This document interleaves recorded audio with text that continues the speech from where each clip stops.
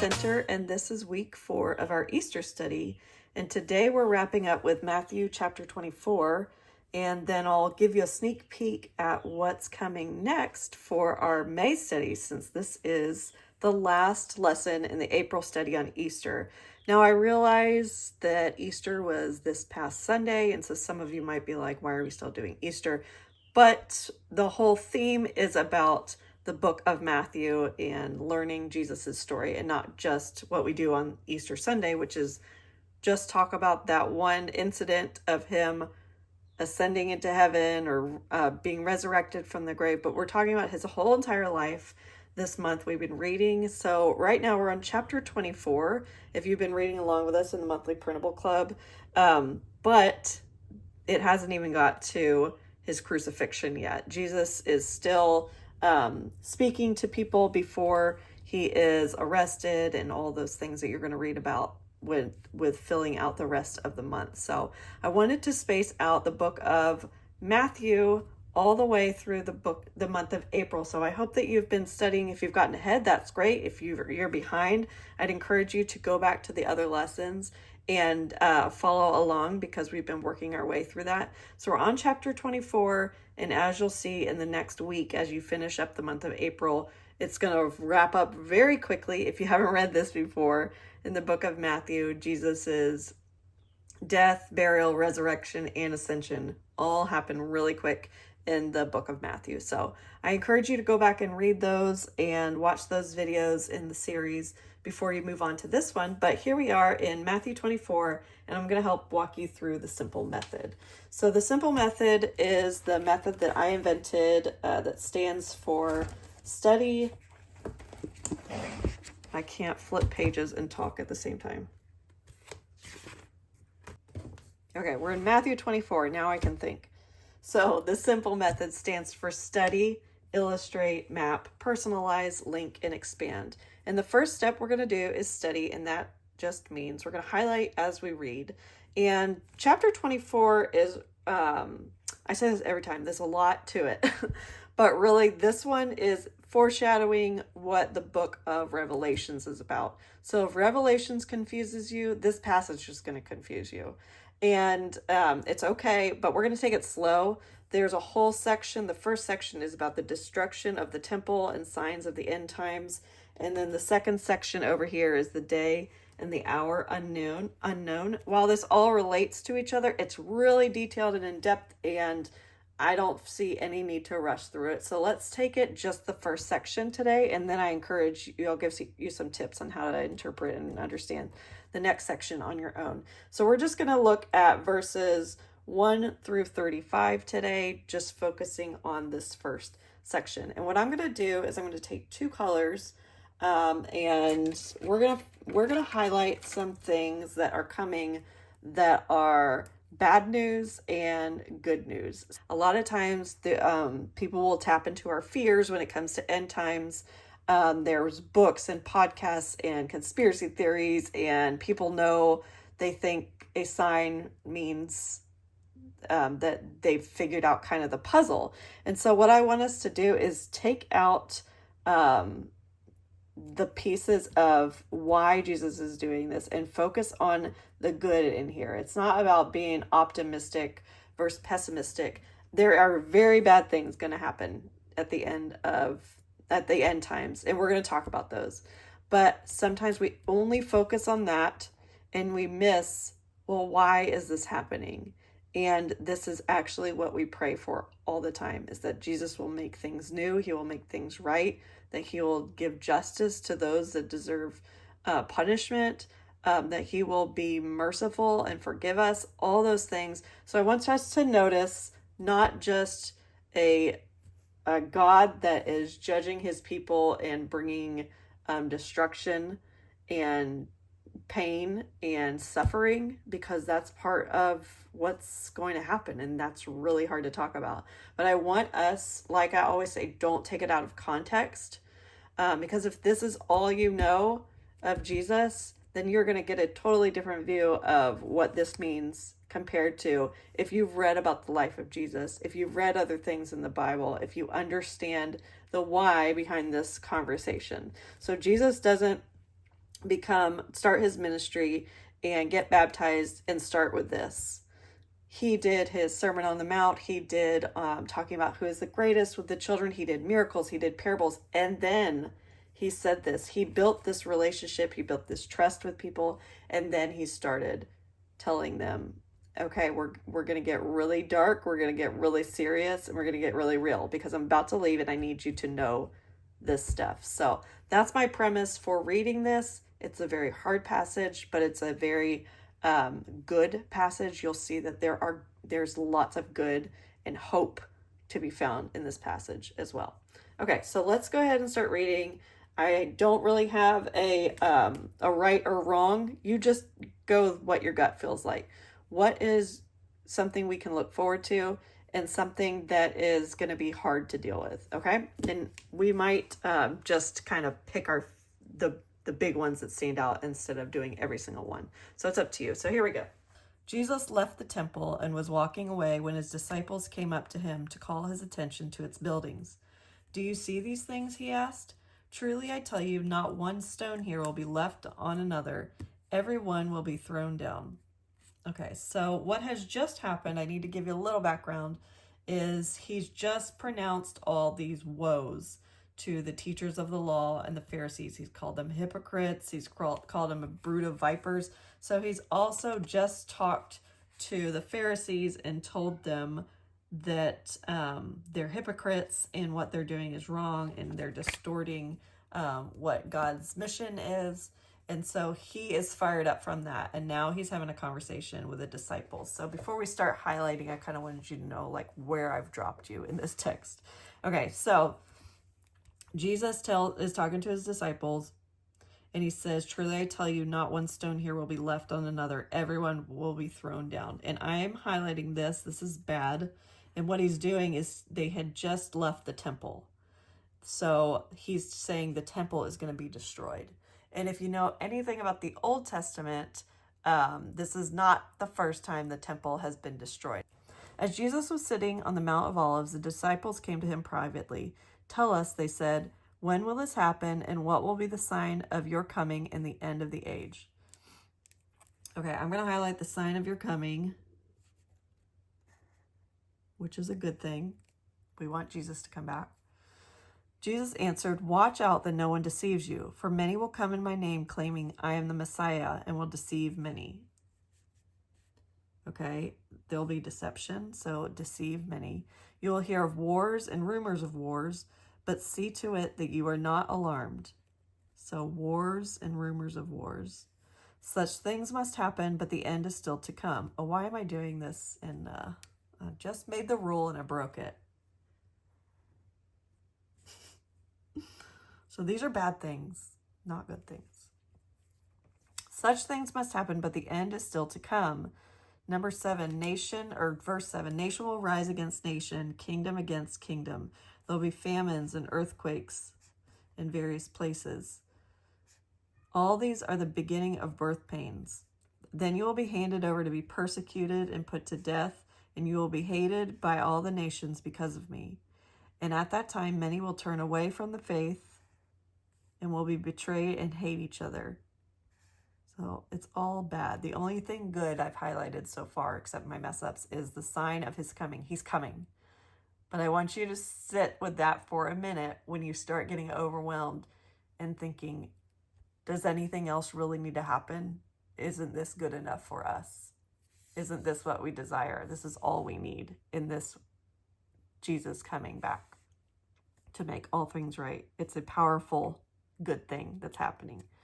Okay, verse 11, and many false prophets will appear and deceive many people because of the increase of wickedness, and the love of most will grow cold, but the one who stands firm to the end will be saved. So I'm going to highlight that section in green. And this gospel of the kingdom will be preached in the whole world as a testimony to all nations, and then the end will come.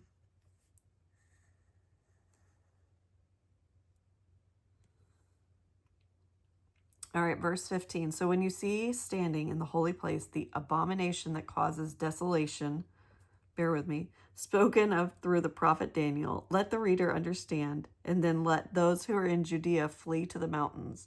Let no one on the housetop go down to take anything out of the house. Okay, so we got a couple things. Abomination. Flee to the mountains.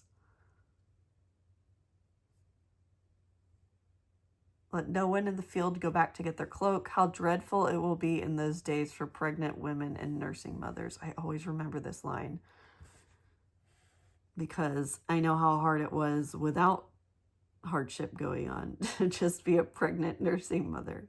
Pray that your flight will not take place in winter or on the Sabbath, for then there will be great distress, unequaled from the beginning of the world till now, and never to be equaled again.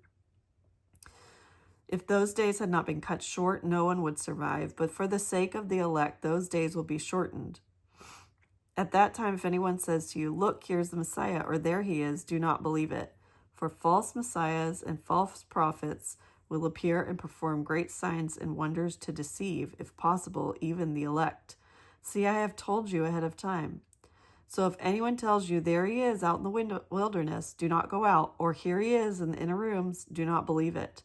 For as lightning that comes from the east is visible even in the west, so will be the coming of the Son of Man.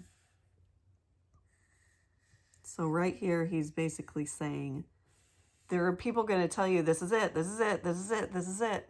Haven't you heard that? And he says, as surely as lightning from the east is visible in the west. So if it lightnings, which it is right now, which gives me chills. Why does that always happen? Stuff like that. I love it. It's saying you can see lightning even when it's far away, and it's not like, are you sure that was like you know when it lightnings. We have a big lightning and you've got a thunder that follows it. Like there's nothing that will convince you otherwise. It happened. It's so powerful. He's saying that's how it's going to be when he comes. There's not going to be, are you sure? It's going to be, there's no doubt in anyone's mind whether you believed in him before or not. So that makes me excited just to see, to have that reminder of this is how powerful he is. When he comes back, there is no doubting him. From everybody's belief system currently to that moment, everyone will be in the same belief that he is the Son of Man. Wherever there is a carcass, there the vultures will gather. And immediately after the distress of those days, the sun will be darkened, the moon will not give its light, the stars will fall from the sky, and heavenly bodies will be shaken. So none of this sounds very good. Then will appear the sign of the Son of Man of heaven, and all the peoples of the earth will mourn when they see the Son of Man coming on the clouds of heaven with power and great glory. And so remembered, we said this was exciting, this was good. Why would the people be mourning? Because not everybody has believed in him. We know that we're in a fallen world. And so that's why God has not come back. He wants us to be able to keep going, keep talking to people about this. He's not giving up on us. Don't give up on those around you. So I'm going to highlight, there will be the Son of Man in heaven. All the peoples of earth will mourn. He is coming on the clouds with great power and great glory. He will send his angels with a loud trumpet call. They will gather his elect from the four winds, from one end of the heavens to the other. Now learn this lesson from the fig tree. As soon as its twigs get tender and its leaves come out, you know that summer is near. Even so, when you see these things, you know that it is near, right at the door.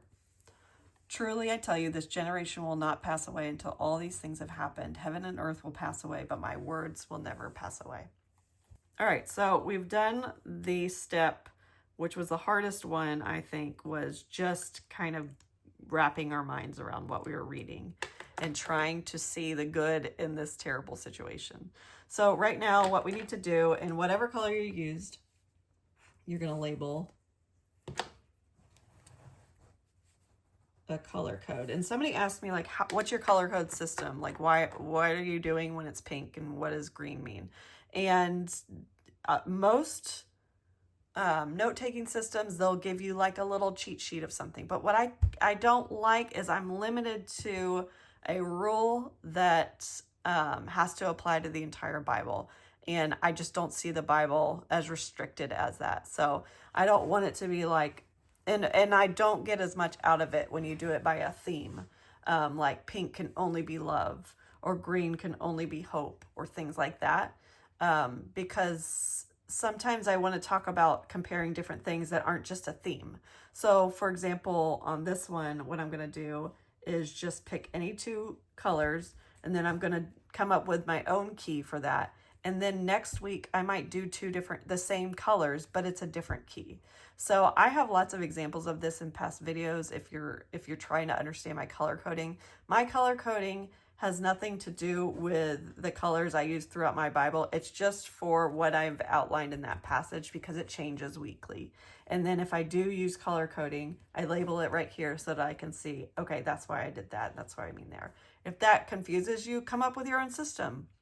That's totally fine. But the point is that we're understanding what we're learning, so we're retaining it, and we're also not adding fluff to what we're reading. So if we're just highlighting things about love that are in pink just to do that, if it's not helpful for you in understanding what you're reading, or applying what you're reading, or retaining what you're reading, don't do that method, okay? So that's why I'm teaching this. Okay, where were we? Pink is gonna be, you could write that it's bad news. But I'm going to label that it's destruction.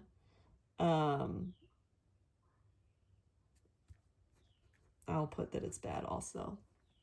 Green things were about Jesus coming, and that it's good for us. All right, we're on step 2, illustrate. And what I do for illustrate is just kind of see some things that would lend to just giving me more insight rather than just doodling. So I'm not just doodling to doodle. So one thing I noticed were some action words. For example, it says, watch out that no one deceives you. So I'm just going to circle that and put a little eyeball there. This is verse 4. He says, watch out. Many will come in my name claiming I am the Messiah, and will deceive many. You will hear. So I'm going to circle here. And I did a music note because I draw a music note better than an ear. Okay. And then it says that you're going to watch, you're going to hear. Those are some action things. And then I noticed in verse 17, it says, let no one on the housetop go down to take anything out of the house. So the let no one. Another thing I noticed that was a visual that was in verse 27 was lightning. So I'm going to do a lightning bolt over there. And the reason I'm not highlighting these or writing them next to them, I don't have much room. If you have a Bible that has like a space in between lines, you can do that. But this one, I just, so that I didn't crowd it where you couldn't read it, I'm just circling it in this color so that you see, oh, that's probably what she meant, was those two to go together. And then over here in verse 29, we talk about the sun will be darkened, the moon will not give light, the stars will fall to the sky. So I'm just going to draw a sun. And then verse 32, the fig tree. I don't know if you remember, but there is a passage in the book, in the Gospels, where Jesus curses a fig tree. There's a random passage, he curses a fig tree and it withers and dies.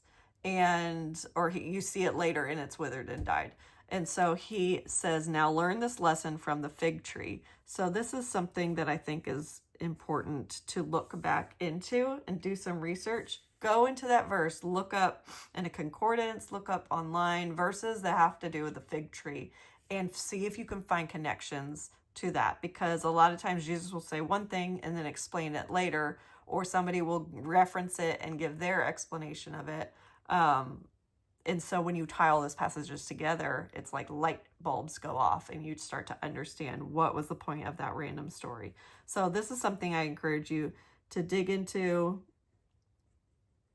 I'm just going to do a leaf next to the fig tree. Okay, so the next step is map. So we did study, illustrate, and map. And for this one, I kind of thought just a basic timeline of what the end times, what he describes the end times as. And I can't do it sideways. I don't have enough room. So I'm going to do my timeline this way. And then we're just going to kind of go chronologically what he's talking about. Not stone will be here left on one another. Everyone will be thrown down. So he's saying the temple will be destroyed. And this isn't factual that this is the exact order. He kind of talks about a list of a bunch of different things, but I'm just writing it down in sequence from how he's presenting it right here. So this is open to interpretation and what goes first and all that things. Okay, so they said, what's the sign of your coming? Many will deceive you. So false prophets.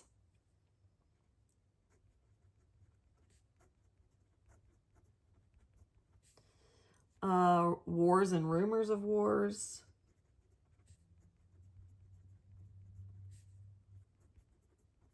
This doesn't say trumors, it says plus. Okay, and then nation will rise against nation, so that sounds like war. Famine, earthquake.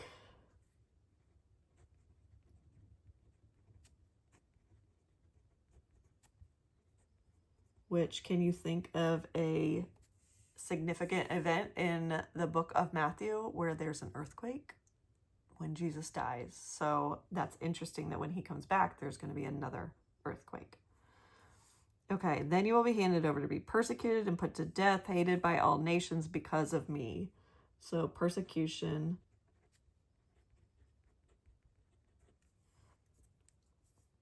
Because of the increase of wickedness, one who stands firm to the end will be saved. Increased wickedness.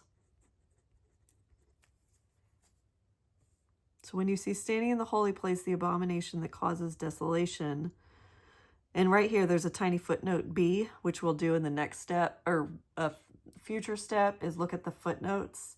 But that's interesting because he's talking about the old temple that was referenced in Daniel, and so that's something good that you would want to look into. Spoken of through the prophet Daniel, let the reader understand those who are in Judea flee to the mountains.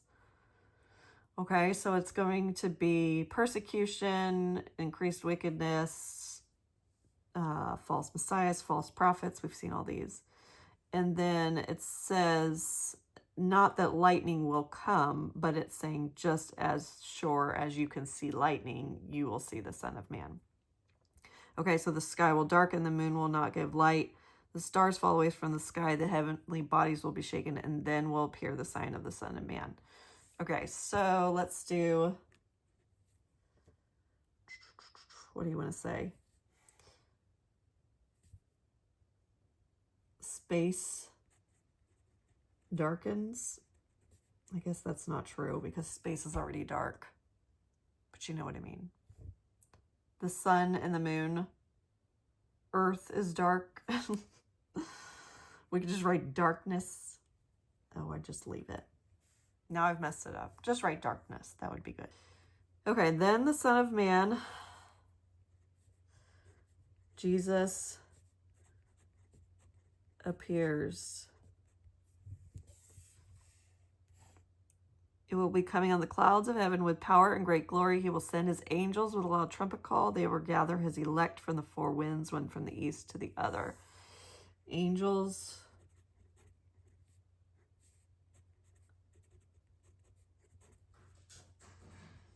will gather his followers.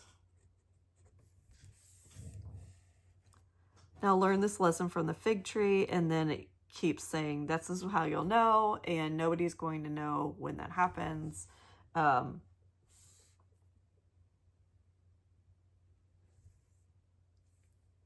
then